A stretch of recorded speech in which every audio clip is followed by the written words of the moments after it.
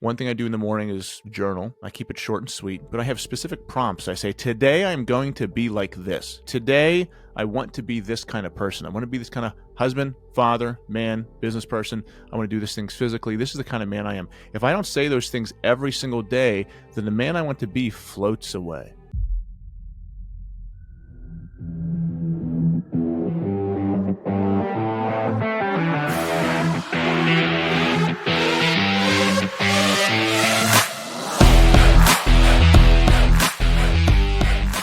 Hi, everyone. Welcome to the Rising Father podcast. I'm Chris Rodack.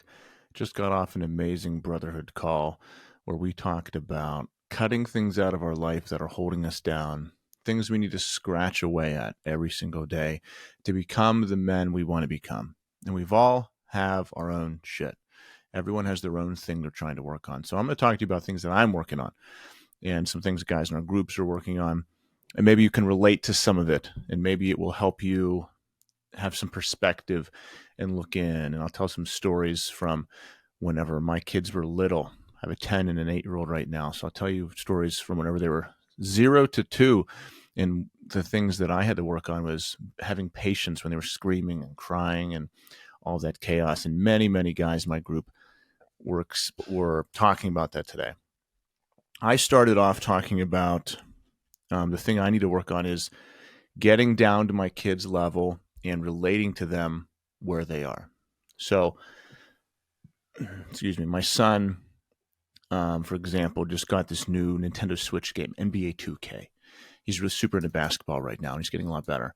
He's also really into basketball shoes, which is a very expensive habit. We kind of bribe them a little bit for their grades. We give them a couple dollars for every A and B they get. So he saved up his grade money. We give him some money if they do some extra chores. So he saved up that money and got a pair of John Morant shoes. So John Morant's apparently a NBA superstar, and he got his own shoes. So Nathan really loves this guy, got the pair of shoes. And then he just had his birthday. So with his birthday money, he bought a pair of Jordans. So honestly, I'd rather him spend his money on that because he used to spend his money on virtual outfits for his Fortnite characters, which in my mind is a complete waste of money. Good for Fortnite, bad for everyone else. Like they've got their own virtual currency that millions of kids around the world spend, and they're called skins. But anyway, he got this new game, the NBA game. All he wanted to do was hang it on the couch and play video games. And I never do that. Very rarely do I do that with my kids. It's usually, like I said, doing something a little more adventurous. So I said, all right, we're going to do that. We're just going to hang out, relax, play some video games, and just chill. And I got to turn my brain off, be present, not think about business stuff, not think about workout stuff, house things that are happening, none of those things. Just be present with my son and allow myself to do something that I don't want to do, which is play video games. So we sat down and finally downloaded it. Took like 3 hours to download it. And we just played video games for a straight hour on Sunday night. And I haven't done that in a long time. And then I had a blast. I had a blast playing with him. We were talking about famous basketball players. We're talking about Michael Jordan. He knows way more about NBA characters than I do. So he was talking to me about things. He was making fun of my lack of knowledge. And we were messing with each other, joking with each other. And it was an hour of just relating to him on a friend level. And, you know, I know guys are like, well, I'm not my kid's friend. I'm their disciplinarian. I'm the leader. Yeah. All that stuff has its time. Also, during that same day, I had to discipline Nathan for the way he was talking to Lauren. We also had a deep conversation about things happening at school. We also had fun and played basketball together. So all these different roles that I have as a father happened different times throughout the day. But I want, whenever we're older, whenever he's 18 and leaves, whenever he's in his 20s and his 30s and his 40s and 50s, for him to be able to relate to me on a friend level where we can just communicate and talk, where it's not always, oh, dad's going to teach me a lesson today. Oh, dad's going to try to tell me something today, where we can just have conversations. I want to be able to relate to him on that level. So it's important to me. You may not agree with that. That's okay. I want to be able to have that with my son and daughter to where we can just talk. And I'll remember to talk about what my daughter's into as well. But my son loves basketball, loves basketball shoes, loves basketball, video games, loves playing basketball. So we just kind of hung out, played this game for an hour, had a great time, relaxed, and I had to force myself to do it. But once I started, I really enjoyed it, and then looked forward to playing the next time. And then that was Sunday night. Monday, he wanted to wake up early and play video games with me again before he went to school. And I had to have a little decision to make there because I had stuff I had to get done. I wake up pretty early. I wake up around 3:45, 4 o'clock. I do the elliptical. I do fasted cardio in the morning, take a shower. Sometimes I'll do a cold plunge. Sometimes I go in the sauna. I do meditation, journaling. So I've got a routine that I do, and then I do some business stuff. But he wanted to wake up. He said, I want to wake up at 5:40 a.m. with you and play video games, play the NBA game. So I woke up early, did my cardio, and when I woke up, he woke up also. And he said, Dad, it's time for video games. So I said, no, Nathan, it's really early, man. You need to go back to sleep. Like, I got stuff to do. You have to go back to sleep. I'll wake you up in a little bit. So he goes back to sleep.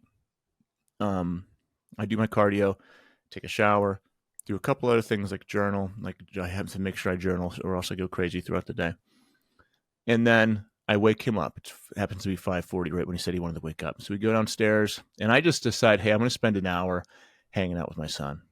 Like, he's 10 years old. He's got 8 more years where he's living here with me. It's worth it. Like, these moments, this time, I need to invest in him right now. It's more important than other stuff. It just is. Like, my business is growing, my body's growing, everything is growing. I can spend 1 hour with my son and change my routines to give him this. That's what he wants right now. Because the way I handle today is going to be the way I handle future situations. I'm not going to forever be able to play an hour of video games every single day in the morning. Like, it's not going to be like that. Because you could say, well, you have to get stuff done. You have to provide. You have to build your business. You have to do those things. You can't play video games every day. I agree. This isn't every day. This was one day Nathan asked me to do that. He might not ask me to do it tonight. A year from now, he probably won't be asking me to do that. He wanted to do it today. So I said yes, invested that time in him. And we were able to just hang out, play 1-on-1, play 2-on-2, and be opposing teams, be on the same team, same thing, laugh, hang out. I just have a great time. I didn't try to teach him any lessons. I didn't have any deep talks with him. We just laughed, communicated like we were buddies. And then I was like, all right, man, after an hour, I was like, I got to take a shower. I got to do some stuff. I need to start my day. Hung out with my wife a little bit, hung out with Lauren some. And Lauren was with us the whole time. She was sitting on the couch. She likes to color, so she was just sitting next to me coloring while we were doing that. And then right before he left school, he's like, Dad, as soon as I get home, we're going to play this again. I was like, we'll see, man. So that's in terms of what I started this podcast off with. That is something I am working on. It is scratching away at that part of myself. It's breaking down my ego. It's not being the one who knows everything, not being the one who thinks his opinions are correct all the time, not being the person who has to teach everyone a lesson. It's like when I'm with my son, really, really relating to him on his level. Like, what is he interested in? Play with him what he wants to do. Same thing with my daughter. When I'm with her, relating to her on her level. For her, Lauren just loves our rope swing. She had a school project, and they were like, what are your 3 favorite things in the world? And she said, like, this one vacation we went on, she loves camping, and then the rope swing in the backyard. She just loves doing that with her dad. And we've been doing that for years. And anytime it's somewhat nice out, even if it's like snowing and cold and wet and disgusting out, she still wants to go outside, and she wants me to push her on the rope swing. It's one of her favorite things to do. And sometimes it gets old. Like, sometimes I'm like, I'm done with this. I don't want to do it, but I still have to do it. Like, I still want to get myself to do it. There are times when I can't do it because other things are happening, or it's too disgusting outside. It wouldn't be right to go outside. So it's not that 100% of the time I do it, but it's that if I'm able to do it and I want to spend time with Lauren, I'm not going to say no to that for the fact of me not wanting to experience it. Like logistically, things will come up where I can't do it, but I'm not going to let the reason I don't do it because I just don't feel like doing it, if that makes sense. Like sometimes our kids want to do things with us that we just don't want to do. They want to watch shows that we hate. They want to listen to music that's annoying. They tell us jokes that aren't funny. They show us pictures that are disturbing. They tell a story that doesn't make sense. They want to go to a restaurant that sucks. They want to do these things that we don't want to do, but we're their parents. We're their father. We're sacrificial. We don't have them forever. We want them to be their own person. I love it when Lauren stands up to me. I love it when Nathan stand up to me, when they make fun of me, tease me, rib on me. And like, I love that they have this strength and power to do that.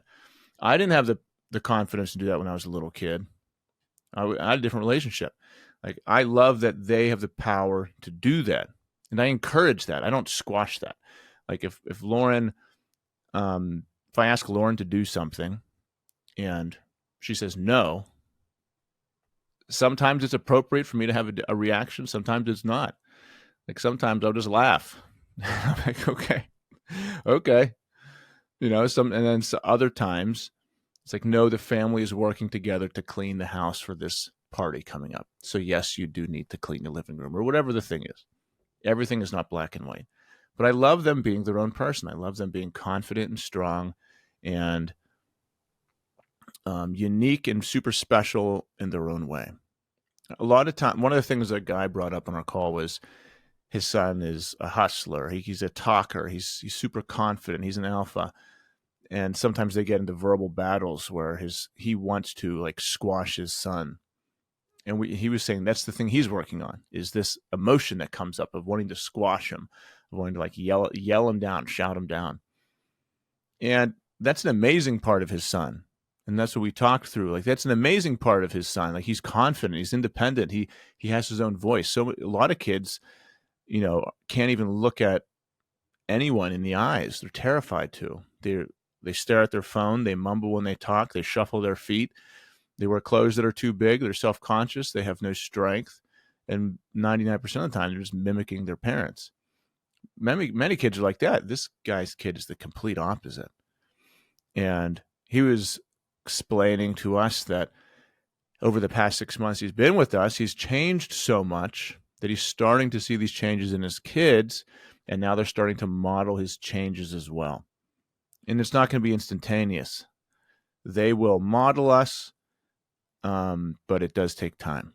Like, just because you join someone's program or course doesn't mean it's a magic pill. No, you have to be the change. And then your kids have to decide that, hey, I'm going to take that path too. So one of the things that every guy talked about that they were working at was patience. It was, your kids are screaming. What do you do? And I heard this over and over and over again. And a lot of the guys in our group, their kids are 1 to 5. And I remember my kids irrationally screamed. But guy after guy said, like, when my kid starts crying or screaming, it triggers me. Like, I flip out. Like, something in me happens where I just get mad. Or when they also said when my wife starts crying and we're arguing, she just starts crying. Like, it makes me angry. And that's the thing they're working on. That is so common. I remember doing that too. I remember being in arguments with my wife years ago, like bad arguments, and she would start to cry, and I would get pissed off. I'd be like, well, you're crying so this argument can end, and then my valid points won't be valid anymore because you're crying, and if you're crying, then that means I'm wrong, and that's what you're trying to do on purpose. Like, that was the logic and rationalizations that I made in my head. Asshole thing to think and do. But then that would make me mad, and I'd just kind of like spiral in anger. And a lot of guys have that, where when someone else is crying, you get angry. And then we started to talk about that. Like, why do we do that? Well, maybe it's because we're not controlling the situation, because the person we're interacting with is doing something different than we expected them to do. And we like structure and order. When the person that we're talking to starts crying all of a sudden, or shrieking or screaming, it's completely out of the ordinary. It's out of our box that we like to see the world in. We have no control over it. And we're the king of our castle. We like things to be structured and ordered. and to fall into place. And when that happens, we have no control of the situation. So maybe that's why we get mad. We're just theorizing. We're talking about it as a group. Like, why do these things happen? Why do we behave the way we do? What is the emotional state we're in when these things happen? And time after time, guys said the same thing. But it just doesn't always stay that way. Like, many guys talked about the progress they've been making over the past months, now that every single day we're talking about it. Like, we're talking about how to be the best husband, father, and man we can be every single day. And they're seeing examples from other guys doing it. So when you're thinking about it every single day, these things can improve. It doesn't have to be that way forever. Just because you're mad today doesn't mean you have to be mad tomorrow. One guy said, he said, my daughter started crying, and like, this happened like the day before, like yesterday. So my daughter started crying, and I yelled at her. No, it was a son. Sorry. He said, my son did something, and he started crying, and I yelled at him. And then he went into his room and said, like, talked to his sister, and his sister said that he thought that he felt dumb. So whatever the dad said to him caused this kid to think he was dumb. And the father brought this onto a call and shared this with us. And he felt bad about it, deservedly so. Anyone would feel bad for finding out their son feels that way about them. And we said, well, no, actually, this is a good thing that you realized it, because in the past, you just did it and didn't realize it. Like, you just kept on going. But now you understand the impetus to why this happened. You understand the situation that caused you to behave a certain way, and you understand why it's not the right thing to do. And that, therefore, in the future, you can prevent the situation from happening, and you can react in a different way. Because we're talking about it and you shared this with everyone, now when the same situation happens in the future, you can have a different response. So actually, this is a good thing. It's a good thing that you have this realization of your behavior. And had you not been so intentional over the past months about dealing with this and identifying these things, you wouldn't have the realizations you're having right now. So yes, level up. You leveled up. You could see it as a failure. You could see it as a mistake. But really, this is you having a massive lesson. Guy after guy saying, I lost my patience on my kid. I can't stand it when they're screaming, shouting, crying. Something triggers in me. One guy shared that he thinks it connects back to himself as a child. He grew up in a household that didn't like the sharing of emotion. So when he sees his daughter screaming and crying, he doesn't know how to handle it. Like, he just flips out. And another guy shared that when, like, he has a young daughter who talks back to him, and he's like, she makes the way she talks back to me, like, I want to smack her. He said, I don't, but that's the feeling that comes up. And these are judgment-free calls. Like, you can say anything you want. Like, no one gets shouted down for anything. Like, this is real shit. And if you think, well, I don't do that, nah, you do. Like, all of us are assholes. All of us aren't perfect. Everyone has their own shit. We all have things we're trying to deal with. It's just whether you say it out loud or not. It's one of the great things about being able to talk to other men, and not just your wife or guys at work who you can't relate to. Like, talking to guys who you can really relate to and are on the same journey as you, then you can actually share these things. And we're like, yeah, man, we all have felt that at some time. Like, I remember, and I shared my own stories, because I started with talking about the thing I was struggling with was just being able to play with my kids on their level, like, not forcing them to do what I want to do. And then I said, I remember when my kids were that young, because my kids are older than a lot of their kids. We had our kids young. And I remember driving Nathan to daycare, him in the back of the car, and him irrationally screaming and crying. In my head, it was for no reason. In his head, there was a reason. And I handled it well sometimes, and I handled it not good sometimes also. Like, just, you're in a small car and just shrieking at the top of your lungs behind you into your ear after, on your way to a job you might not want to be at. You got 9 hours ahead of you of doing something you don't want to do. And what I shared with them was, I had the worst reactions to him when I was feeling the worst about myself. So I slept in. I ate like shit or drank the night before. I missed a workout. At that time, I probably wasn't working out at all. I just wasn't taking care of myself. I had no aspirations to do anything better with my life financially. I had no goals. I mean, I had goals, but not life-changing goals like I have now. Like super life-changing goals. I had no real path to financial freedom or wealth or to happiness or to the life that I actually believe. There was no path. And you as a man, you kind of feel hopeless when your fire's lost like that. Like when you're in that mindset and then you have a kid in the back of your car screeching at you, you can lose your patience. You might even want to hit them. You might even want to like just scream at them or anything. That feeling is normal. That feeling comes up in you. It doesn't mean it's right. It doesn't mean you should act on it. But the fact that you have that feeling, it happens. That feeling can happen less, though. That feeling can happen less if you push yourself intentionally throughout the day, throughout weeks and years consistently. After I do a really hard workout, nothing bothers me. I did leg day today, was in the gym for an hour and a half, did cardio in the morning. I went straight from leg day, came home, sat down, did my call. I was clear-headed.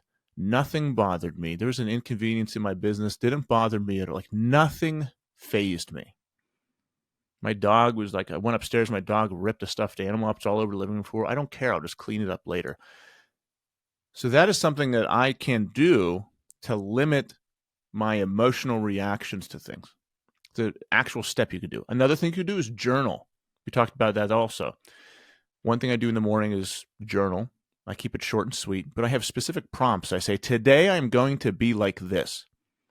I say, today I want to be this kind of person. I want to be this kind of husband, father, man, business person. I want to do these things physically. This is the kind of man I am. If I don't say those things every single day, then the man I want to be floats away. It's manifestation. It's saying who you are out into the universe. It's I am strong. I am wealthy. I remember the first time I heard Tony Robbins and Jim Rohn talk about these things. It's speak who you are into existence. Something happens whenever vague, blurry thoughts become clear and you speak it to the world. And then another thing happens whenever you write it down. It becomes even more clear. I challenge you to do that if you haven't done it yet. If you have done it, you know the power of this. You're telling the universe who you want to be. And they say, okay, it's out there now. It's not a secret anymore. And then you have a definable target that your subconscious thoughts start to align to, and then your actions start to fall in line with those thoughts. And then you can gradually scratch your way and inch your way closer to these goals that you said out loud and wrote down. That's why I write things down. So I have a whiteboard in front of me, a whiteboard over here. I got like mega board here. Dwight Schrute would love it. I got whiteboards all over the place. I can write down my goals. I can write down my thoughts. I can write down what I'm trying to do. I have journals all over the place, and writing things down guides my thoughts and actions and my results. Super helpful. So I shared with the guys how I could relate to them and remembered when my kids irrationally screamed in the car as I was driving to work and how mad it made me. Sometimes, I'll be honest with you, like I would scream back. I would shout back until they stopped screaming like an idiot. Like I would model the thing that I wanted them to stop doing, but the reason they stopped was because I was a big, scary, godlike figure to them, which is the worst thing you could do. Other times I handled it better, but there were some times when I didn't. But once again, the times I handled it the worst were the times that me, myself, was my worst. I was usually when I'm really disappointed in myself and it reaches a threshold that I can't handle that will spill over onto the people that I love the most. And I know that about myself, which is why I have a morning routine that is unbreakable, why I go to the gym 6 days a week, and on the seventh day I do 90 minutes of jiu-jitsu and cardio. It's why I track everything I eat now. I have a meal plan. That's why I have a morning routine, transitions in the day, nighttime routine, because these things keep me in line. I need to be kept in line. I feel like all guys are naturally assholes. We're naturally amazing, powerful, inspirational leaders, but we're also naturally assholes. So we have to contain that. We need to beat that part of ourselves back so we can impact and inspire everyone. How do I do that? Well, I punish myself intentionally. I also shared with the guys that my son is demonstrating some behaviors that like piss me off sometimes. Like he'll challenge me, sometimes in a good way, sometimes in a not good way. Or he'll say something to his sister that really makes me mad, or he'll talk to my wife in a way that, really shouldn't, that's inappropriate. Or he'll do something completely different that I'm like, you need to stop doing that. And the parts of him that make me the most mad are the parts of him that are extremely accurately me. Like the parts of my son that piss me off the most are the parts of him that are the most like me. But also, there are some parts of him that I just love and admire and respect. He also gets some of those from me too. We create mirrors in our kids, and the older they get, the more they show up. And we are all trying to cut out these parts of ourselves that we don't like, that we are trying to, we want to level up as people. So we want to cut out the bad and grow the good. And our kids mimic us because they love us so much.